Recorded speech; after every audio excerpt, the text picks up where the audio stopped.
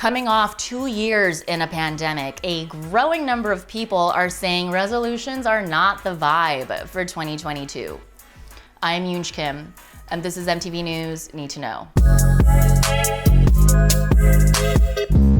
Shortly after ringing in the new year, social media users shared their resolutions. But this season, some TikTokers took it a step further, calling it a 2022 rebrand and calling for dramatic transformations into entirely different people.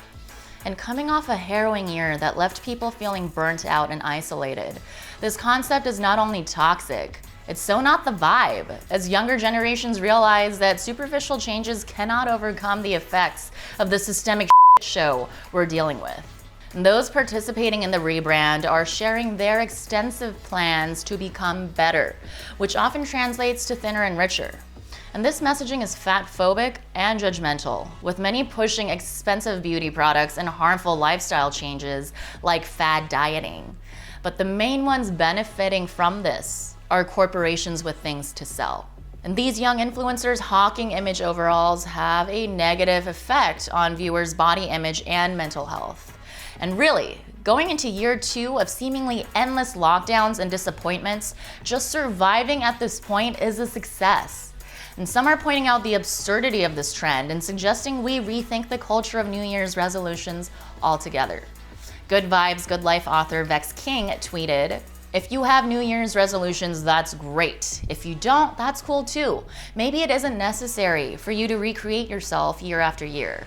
Maybe this is the year you love and appreciate yourself exactly as you are." Remember, 2022 is coming on the heels of widespread burnout, especially among women, and a mental health crisis disproportionately affecting young people. And these issues have been exacerbated by the pandemic, and as many of us are having a harder time getting by and reconsidering our priorities, we're growing tired of capitalism's work-focused grind. That includes the idea that you need to work harder and do more, especially since the pandemic exposed structural inequities that individuals alone can't fix. That's why this photo Jeff Bezos posted on New Year's Eve from his yacht struck a nerve. He wrote in his caption, "The new year is also a great time to take stock and focus on personal growth, renewal, rebirth, and paying careful attention to each moment of your life. The good and the bad, all of it. Celebrate and grow."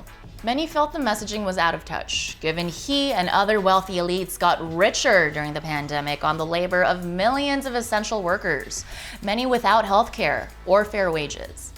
Perhaps a more meaningful way to grow and take stock for Bezos would be to advise workers' rights at Amazon, the leader in serious warehouse worker injuries. Some other changes that would be good rebrands? Congressman Tim Ryan posed a resolution Congress needs to take up in 2022. End the filibuster so we can deliver on voting rights, stronger worker protections, healthcare, climate action, and much more. Our future depends on it. And Canadian official Catherine McKenna tweeted, "Imagine if we all resolved in 2022 to do everything we could to tackle climate change and save our planet. That's a New Year's resolution worth keeping." Mental health experts say that making intentions rather than drastic resolutions are more realistic and kinder to ourselves. So setting intentions for the causes we care about could be healthier than comparing yourself to others. And all of these issues are part of our intentions for the new year. And on top of that, I'm focused on doing whatever makes me happy. And you can make intentions whenever you are ready, not just when the Earth makes a new rotation around the sun. Meet yourself where you are and be proud of yourself for simply surviving. Because in 2022, we don't have to become better, but the system sure should. I'm Yoonj Kim, and that's what you need to know.